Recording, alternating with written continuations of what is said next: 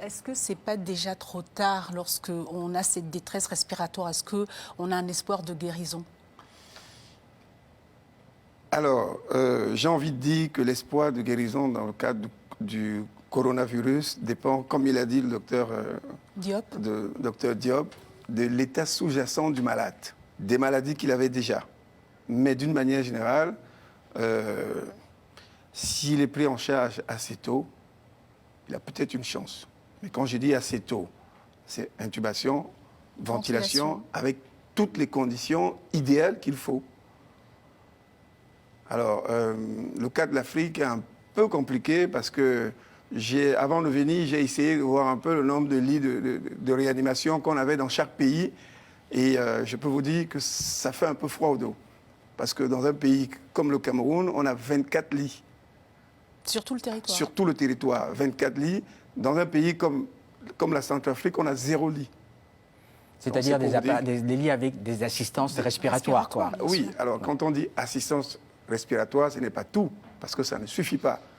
Il faut des seringues électriques, il faut du personnel formé, il faut aussi de quoi hémodialyser le malade. Donc, considérer qu'un lit de réanimation, c'est juste un scope et puis un ventilateur, c'est un peu limite. C'est un peu limité. Et ce qui est vrai au Cameroun est vrai dans beaucoup de pays, parce que je me suis renseigné un peu dans plusieurs pays d'Afrique, on n'est pas plus réduisant que ce que vous décrivez. Justement, une question d'Alphonse qui tombe à pic, parce qu'il demande est-ce que l'Afrique a des moyens de faire face à cette pandémie?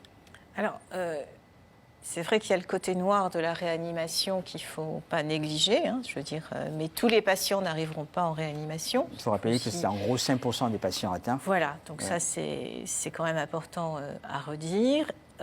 Il y a un élément qui est plutôt positif pour l'Afrique, c'est que l'Afrique a la population la plus jeune au monde, et c'est un virus qui visiblement s'attaque peu à la population jeune. Donc ça c'est un avantage. D'un autre côté, il y a d'autres pathologies sur le continent. Il y a plus de 26 millions de personnes qui vivent avec le VIH. Il y a 60 millions d'enfants qui sont dénutris.